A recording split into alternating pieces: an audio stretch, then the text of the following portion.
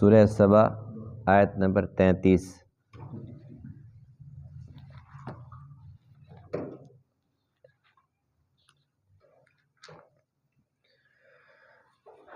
اعوذ باللہ من الشیطان الرجیم، بسم اللہ الرحمن الرحیم۔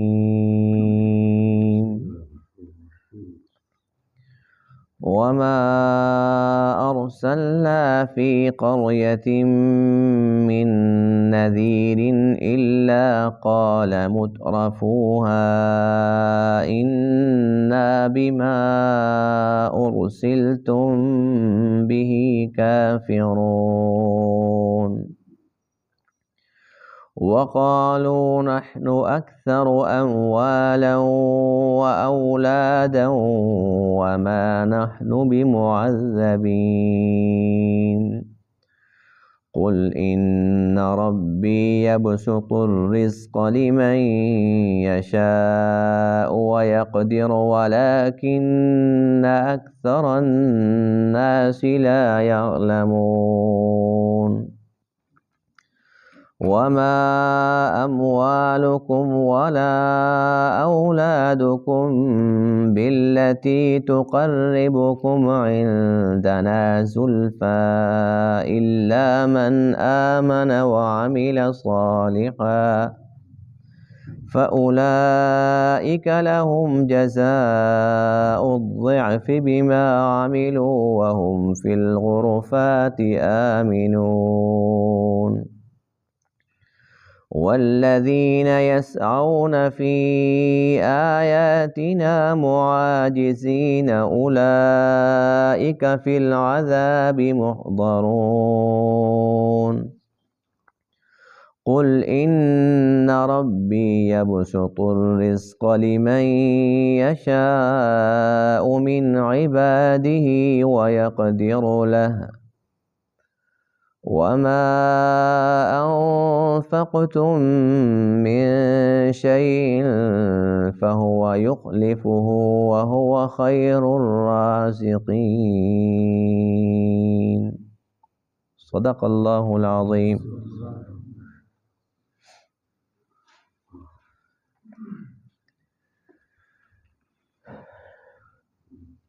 گزشتہ درس میں دو گروہوں کا تذکرہ تھا جو اللہ کے حضور پیش ہوں گے اور دونوں گمراہ ہوں گے، ایک گمراہ کرنے والے اور ایک گمراہ ہونے والے۔ دونوں کا آپس کے اندر مکالمہ ہوگا، بات چیت ہوگی، ایک دوسرے کو برا بھلا کہیں گے، اور بالآخر اللہ تعالیٰ ان کی گردنوں کے اندر طوق ڈال کے ان کو اکٹھے جہنم کے اندر پھینک دیں گے۔ یعنی ایسے لوگ مذمت کے لائق اور قابل ہیں جو لوگوں کو گمراہ کرتے ہیں اور یہ سمجھتے ہیں کہ ہم کوئی الگ طبقہ ہیں، ہم بڑی چیز ہیں۔ اپنے آپ کو بڑا خیال کرنا یہ خود ایک بہت بڑا جرم ہے، اور خود لوگوں کو کہنا کہ ہم تمہارے مقتدا ہیں، تمہارے پیشوا ہیں، تمہارے پیر و مرشد ہیں، تمہارے بڑے ہیں، ہمارے سامنے زیادہ بولنا نہیں ہے، جو ہم کہیں بس سنو اور پھر ہمارے پیچھے پیچھے چلتے رہو۔ یہ اندھی تقلید کا درس دینے والے یہ خود اندھے ہو کے کھڑے ہوں گے قیامت کے دن۔ تو وہ لوگ بھی قابل مذمت ہیں، اور آج کے درس کے اندر ان آیات کریمہ کے اندر ایک اور گروہ وہ بھی قابل مذمت ہے، جن کو اللہ تعالیٰ نے مال و دولت سے نوازا، اور ان لوگوں نے اپنا مذہب ہی مال و دولت کو سمجھ لیا۔ ان کے ہاں معیار مال و دولت ٹھہر گیا، بس وہ یہ کہتے ہیں کہ ہمارے پاس یہ سب کچھ ہے تو اللہ تعالیٰ ہم سے راضی ہے۔ اللہ فرماتے ہیں کہ جب بھی کوئی پیغمبر آیا، سب سے زیادہ مخالفت، سب سے پہلے مخالفت اسی مالدار طبقے نے کی۔ ہر نبی کے جو پہلے ساتھی ہوتے ہیں، جو اولین ایمان لانے والے ہوتے ہیں، وہ کمزور طبقہ والے ہوتے ہیں، مالی لحاظ سے کمزور لوگ ہوتے ہیں۔ وہ سب سے پہلے حق کے قریب آتے ہیں، نبی کے قریب لگتے ہیں، بات کو سنتے ہیں، سمجھتے ہیں، پھر وہ مانتے بھی ہیں، عمل بھی کرتے ہیں۔ لیکن جو مالدار ہیں وہ مال کے نشے کے اندر پیچھے رہ جاتے ہیں اور زیادہ تر مخالفت کرتے ہیں۔ پیچھے رہ جاتے تو چلو یہ بھی کوئی کم بات تھی، لیکن مخالفت کرتے ہیں اور پھر اپنے حق ہونے پر دلائل پیش کرتے ہیں، کہتے ہیں کہ ہمارے پاس مال ہے، اولاد ہے، تو جب اللہ نے ہمیں اتنا کچھ دیا ہے تو ہمیں عذاب کیسے دے گا؟ وہ ہم سے ناراض ہے، کیونکہ ان کا پیمانہ مال و دولت تھا۔ وہ یہ کہتے تھے کہ دیکھو فلاں کے پاس جو مال و دولت نہیں ہے تو اللہ اس سے ناراض ہے نا۔ ان کو یہ معلوم نہیں تھا کہ کائنات کی سب سے بڑی دولت یہ ٹکے نہیں ہے، یہ درہم دینار روپیہ پیسہ نہیں ہے، سونا چاندی نہیں ہے، سب سے بڑی دولت ہدایت کی دولت ہے۔ اسی دولت کو بانٹنے کے لیے اللہ نے 1,24,000 کم و بیش پیغمبر دنیا کے اندر بھیجے ہیں۔ یہ دولت دو سب کو، اور جس کو یہ مل گئی وہ بہت ہی مالدار ہے، وہ امیر ہے، اور یہ دولت اللہ انہی کو دیتا ہے جس کو اللہ پسند کرتا ہے، جس سے اللہ تعالیٰ راضی ہوتا ہے۔ یہ جو دولت ہے، مال و دولت جس کو کہا جاتا ہے، جی ہمارے پاس پیسے ہیں اور ہمارے پاس جائیدادیں ہیں اور ہمارے پاس بھیڑ بکری ہیں اور اونٹ گھوڑے ہیں، تو یہ کوئی پیمانہ کوئی معیار نہیں ہے۔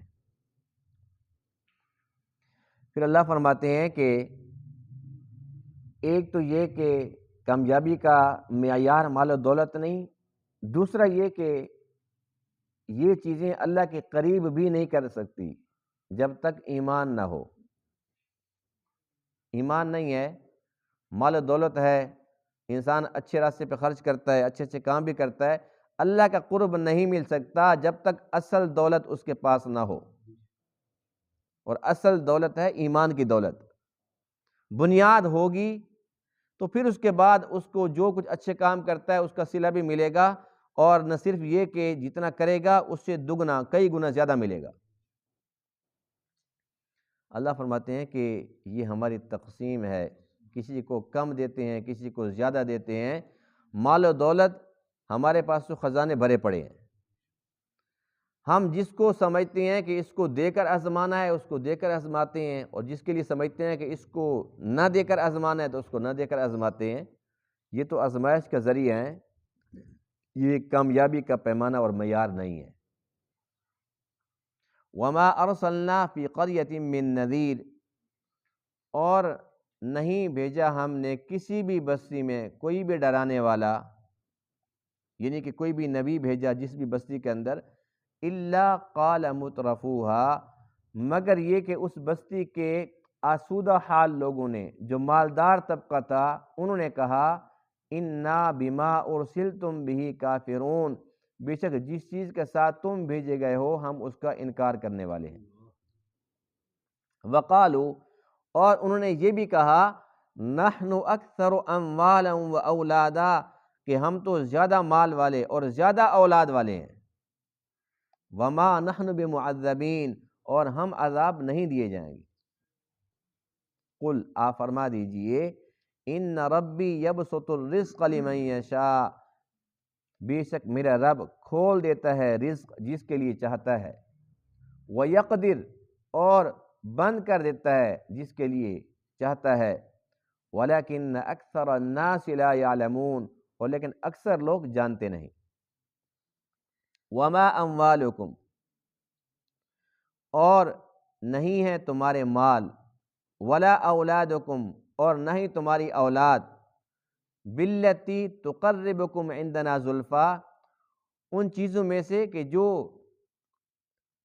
تمہیں قریب کر دیں ہمارے، یعنی کہ مال اولاد یہ ہمارے قریب کرنے کا ذریعہ نہیں ہے، الا من آمن، مگر وہ جو ایمان لایا، بنیاد ایمان ہے، وعمل صالحا، اور اچھے عمل کی، فاولئک لہم، یہی وہ لوگ ہیں جن کے لیے جزاء الضعف، دگنا بدلہ ہے، دگنا، بما عملوا، ان کے اعمال کے سبب جو ان لوگوں نے کیے، وہم فی الغرفات، اور یہ بالا خانوں میں، جنت کے بالا خانوں میں، آمنون، امن کے ساتھ ہوں گے، والذین، اور وہ لوگ، یسعون فی آیاتنا، جو کوشش کرتی ہیں ہماری آیات میں معاجزین، عاجز کرنے والے، یعنی کہ ہماری آیات کا مذاق اڑاتے ہیں، انکار کرتے ہیں، کوشش کرتے ہیں اس کے اندر کمزوریاں تلاش کرنے کی،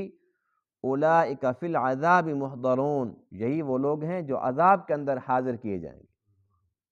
قل آپ فرما دیجئے ان ربی یبسط الرزق لمن یشاء، بے شک میرا رب رزق کو کھول دیتا ہے جس کے لیے چاہتا ہے، من عبادہ، اپنے بندوں میں سے، وَيَقْدِرُ لَهُ، اور جس کے لیے چاہتا ہے تنگ کر دیتا ہے، وَمَا أَنفَقْتُم مِّن شَيْءٍ، اور جو بھی تم کچھ خرچ کرتے ہو، فَهُوَ يُخْلِفُهُ، پس وہ اور دے دیتا ہے، وَهُوَ خَيْرُ الرَّازِقِينَ، اور وہ بہترین رزق دینے والا ہے۔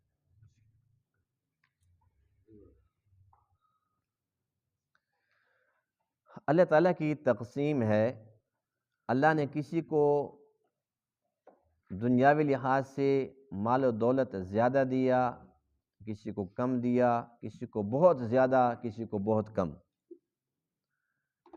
اب کسی کو زیادہ کیوں دیا، کسی کو کم کیوں دیا، یہ کیوں کہنا ہمارا حق ہی نہیں بنتا، اس لیے کہ وہ خالق اور مالک ہے، اسی کی مخلوق ہے، خزانے بھرے پڑے ہیں۔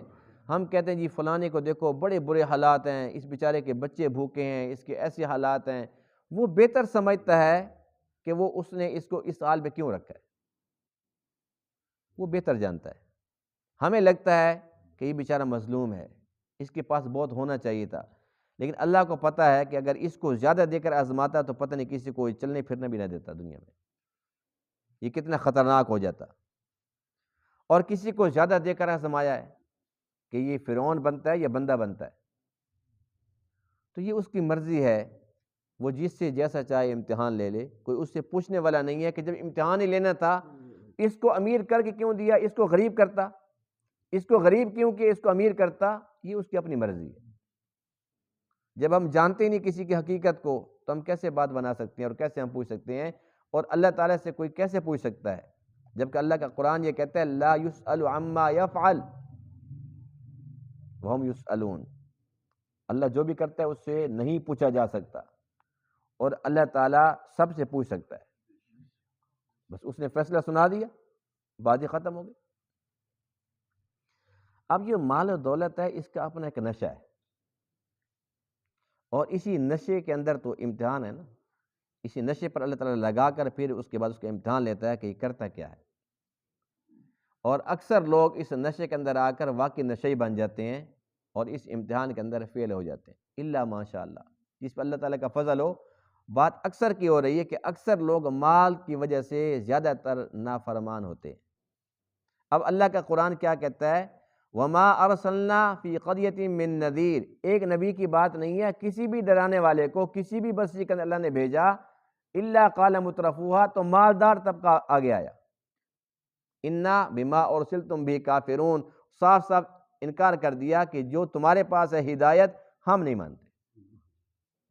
وہ کہتے تھے کہ ہماری اپنی مرضی، ہمارا مال ہماری مرضی، جیسے آج کل کہتے ہیں نا ہمارا جسم ہماری مرضی، وہ کہتے تھے ہمارا مال ہماری مرضی۔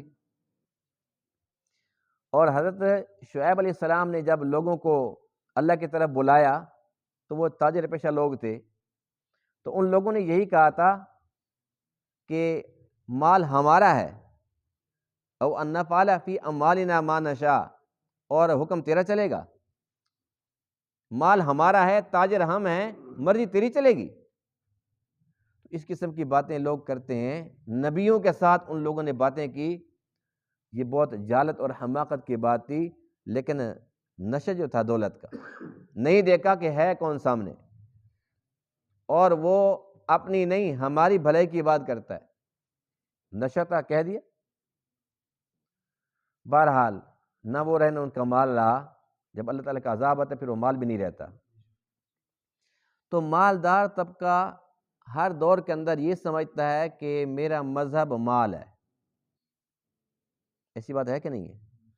اور یہ تفریق شروع سے چلی آ رہی ہے اور قیامت تک رہے گی۔ جب اللہ تعالیٰ مال دے تو سب سے جو بنیادی چیز ہے وہ یہ ہے کہ ساتھ دین ہو، بس دین ہے تو پھر یہ مال خطرناک نہیں ہوگا۔ اگر دین نہیں ہے، اکیلی دنیا ہے، تو پھر سوائے تباہی کے اور کچھ نہیں ہے۔ اس لیے اللہ والے فرماتے ہیں، بات بڑی گہرائی کی ہے، وہ فرماتے ہیں کہ یہ جو مال ہے نا، یہ سانپ ہے، تو جس کو دم آتا ہو وہ تو اس کے قریب آئے، اور جس کو دم نہیں آتا تو اس سے دور ہی رہے۔ اس مال نے اس کو ڈس لینا ہے۔ تو جو اللہ والے ان کے پاس وہ دم ہے، اگر ان کے پاس یہ مال چلا بھی جائے تو ان کی توجہ نہیں ہوتی، وہ اس کو پوچھتے نہیں، وہ اس کو گھاس ہی نہیں ڈالتے، یہ ان کے پیچھے مارا مارا پھرتا ہے۔ لیکن جن کے پاس دم نہیں ہوتا، پھر وہ جب اس کی طرف آتے ہیں تو پھر اس کو ڈس لیتا ہے۔ اور کیسے ڈستا ہے؟ ایمان پہ حملہ، عبادات پہ حملہ، اخلاق پہ حملہ۔ اب ہم یہ کہتے ہیں کہ جی جنگل کا قانون ہے، ہر بندے کے منہ پہ ایک ہی بات ہوتی ہے، یعنی کہ ہم کہیں پر بھی آ رہے ہیں جا رہے ہیں، جو معاملات ہم دیکھتے ہیں، جو مالدار طبقہ ہے اس کے ذہن میں ایک ہی بھوت سوار ہے کہ اگر کچھ ہو بھی جاتا ہے، میرے ہاتھ سے کوئی بندہ بھی مر جائے، کوئی ایکسیڈنٹ ہو جائے، کوئی نقصان ہو جائے، تو مجھے کیا مسئلہ ہے، بس پیسہ پھینک تماشا دے۔ یہ نشہ ہے نا، یعنی اس سے کوئی ڈر خوف نہیں ہے۔ اگر ساتھ ایمان ہو، دین ہو، تو پھر اس کو ڈر لگے گا، چیونٹی بھی اگر اس کے ہاتھ سے تکلیف اٹھائے گی، مرے گی، تو اسے تکلیف ہوگی، وہ کہے گا کہ میرا رب اگر مجھ سے پوچھ لیا تو میں کیا جواب دوں گا۔ جتنا بھی مال ہو، لیکن ایمان اور دین اس کے پاس ہے، تقوی ہے، اس کی وجہ سے وہ ان گناہوں سے بچ سکتا ہے۔ اگر دین نہیں ہے تو اس کے بعد تو پھر اندھیرا ہی اندھیرا ہے۔ اور آئے دن ایسے واقعات ہم خود دیکھ رہے ہیں، سن رہے ہیں، میڈیا، سوشل میڈیا دکھا رہا ہے کہ جو مالدار لوگ ہیں ان کے اولادیں کچھ بھی کر کے آ جائیں تو قانون کو کان سے پکڑ کے یوں موڑ کے گھر سے باہر نکال دیتے، چل دفع ہو جا۔ قانون ڈرتا ہے ان سے، اور اگر کوئی غریب ہو تو وہ شکنجے میں آ جاتا ہے، قانون تو کھڑا تھا نا، اسے پکڑ لیتا ہے وہ۔ تو مالدار طبقے نے ہمیشہ مخالفت کی نبیوں کی، اور نہ صرف یہ کہ نبیوں کی، بلکہ ہمیشہ کمزور طبقے کی بھی مخالفت کی۔ اور وہ یہ سمجھتے ہیں، جیسے وہ زمانہ جاہلیت کے اندر ہم پڑھتے سنتے رہتے ہیں کہ ابو جہل اور عتبہ، شیبہ، بڑے بڑے سردار، انہوں نے یہ کہا تھا کہ ہم ایمان تو لے آئیں، آپ کو نبی بھی مان لیتے ہیں، آپ کی محفل میں بھی آنا چاہتے ہیں، لیکن پریشانی اس بات کی ہے کہ جب ہم بیٹھیں گے تو وہاں پر عبداللہ ابن ام مکتوم، وہاں پر بیٹھے گا کون؟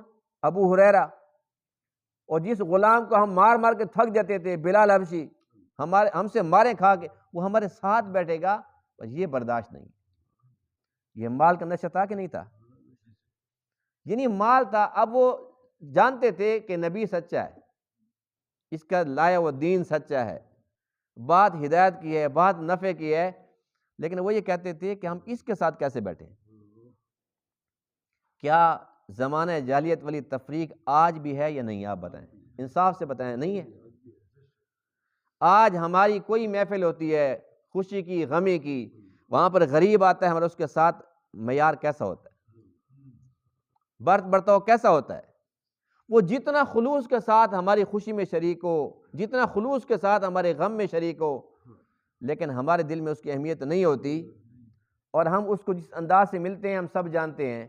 اور اسی محفل کے اندر کوئی دنیا دار آ جائے جس کے اندر ایمان بھی نہ ہو، دین بھی نہ ہو، تقوی بھی نہ ہو، اور پرلے درجے کا بدماش ہو، سب کھڑے ہو کے استقبال کرتے کہ نہیں کرتے؟ یہ منافقت نہیں ہے تو اور کیا ہے؟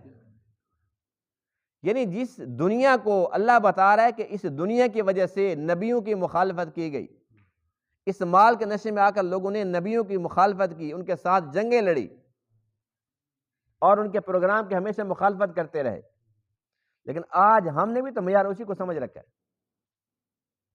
افسوس کی بات ہے کہ نہیں ہے؟ اچھا، یہ مال و دولت کا جو پیمانہ اس دور میں تھا، آج بھی وہی پیمانہ ہے 100%۔ افسوس تو اس بات کا ہے کہ وہ دور جاہلیت تھا، لیکن اب تو دور نبوت ہے، اللہ کے نبی آ چکے ہیں، اب تو اللہ کے نبی کا دور چلے گا قیامت تک۔ اللہ کے نبی آخری نبی ہیں، اللہ کے نبی کی آمد کے بعد جہالت تو ختم ہو چکی تھی، اللہ کے نبی کا جو ایک نور تھا وہ پھیلا، اور علم کی روشنی سے سب جو اندھے تھے ان کو نظر آیا، اجالا سے سب کچھ نظر آیا کہ حق کیا ہے باطل کیا ہے، سب کچھ نظر آ گیا۔ لیکن آج بھی قرآن کی آیت کا ترجمہ پڑھیے، وہ کیا کہتے ہیں، نحن اکثر اموالا و اولادا، ہمارے پاس مال زیادہ ہے، اولاد زیادہ ہے، وما نحن بمعذبین، ہمیں عذاب نہیں ملے گا۔ وہ کہتے ہیں ہم اللہ تعالیٰ کے مقرب ہیں، اگر وہ ہم سے ناراض ہوتا تو ہمیں بیٹے دیتا، وہ ناراض ہوتا ہمیں مال و دولت دیتا۔ آپ ایمان سے بتائیں کہ جو آج کے درس میں یہ فارمولہ کافر بتا رہے تھے، ہم سب کے ذہن میں یہی فارمولہ آج بھی ہے کہ نہیں ہے؟ جس کے پاس 2 ٹکے آ جاتے ہیں اللہ اس سے راضی ہوگی۔ اب اللہ اس سے راضی ہے، بیچارے نے بہت مشکل حالات دیکھے ہیں، اب اللہ نے اس کا بازو پکڑ لیے۔ نعوذ باللہ نعوذ باللہ، کیا اللہ تعالیٰ نے باقیوں کو دھکے دے دیے تھے، اس کے بازو پکڑا تھا؟ کیا اللہ کے فضل کی یہی نشانی ہے؟ یہ تو کافر بتا رہے تھے، اللہ کو یہ بات پسند نہیں آئی، بلکہ اللہ کا قرآن کیا کہتا ہے، وما اموالکم ولا اولادکم باللتی تقربکم عندنا زلفا، یہ مال اور تمہاری اولاد یہ ہمارا قرب دلانے کی چیزیں نہیں ہیں، الا من آمن، ایمان یہ قرب دلانے کی چیز ہے، وعمل صالحا، اچھے عمل کرنا یہ قرب دلانے کا ذریعہ ہیں، یہ مال دولت نہیں ہے، یہ تو آزمائش کا ذریعہ ہیں، یہ پیمانہ تمہارا غلط ہے۔ تو کیا اس دور کے اندر بھی اگر کوئی ایسی حرکتیں کرتا ہے جیسے ہم کرتے ہیں تو ہم دور جاہلیت سے نکلے ہیں؟ ابھی تک نہیں نکلے۔ یوں کہو کہ پہلے تو دیکھو یہ جمعہ بھی نہیں پڑھتا تھا، الحمدللہ صف اول کے اندر نماز پڑھنے لگ گیا، اللہ تعالیٰ اس سے راضی ہو گیا۔ یہ مثالیں دو، پہلے تو آتا تھا مسجد میں بھاگتا تھا پیچھے، اب آتا ہے تو اس کا دل لگتا ہے مسجد کے اندر بیٹھا ہوتا ہے، کبھی تلاوت کر رہا ہے، کبھی سجدے کر رہا ہے، دعائیں مانگ رہا ہے، اللہ تعالیٰ اس سے راضی ہو گیا۔ پیمانے یہ بتاؤ، یہ کون سا پیمانہ ہے کہ پہلے برے حالات تھے اب اللہ تعالیٰ سے راضی ہو گیا ہے؟ اگر اس قانون کو، اس فارمولے کو ہم اپناتے ہیں تو پھر ماننا پڑے گا کہ قارون پہ اللہ کا بڑا فضل تھا، کیونکہ اس کے پاس تو خزانے نہیں، خزانوں کی چابیاں اٹھانے والا بڑا ایک لشکر تھا۔ لَتَنُوءُ بِالْعُصْبَةِ أُولِي الْقُوَّةِ، ایک قوت والی جماعت تھی جو اس کی چابیاں اٹھاتی تھی۔ اس دور کے اندر جب چابیاں اتنی اٹھانے والی جماعت تھی، پتہ نہیں خزانے کتنے ہوں گے۔ تو کوئی بندہ اپنے بچے کا نام رکھے گا قارون؟ پوری دنیا پھرو، چلو کسی اور، ہمارا مسلک چھوڑ دو، کسی اور مسلک کو دیکھ لو، کسی ہندو سے پوچھ لو بھی بچے کا نام تم کیوں نہیں رکھتے قارون؟ نہ ہندو رکھتا ہے، نہ سکھ رکھتا ہے، نہ یہودی، نہ عیسائی، نہ مسلم، کوئی غیر مسلم کوئی رکھنے کے لیے تیار ہی نہیں۔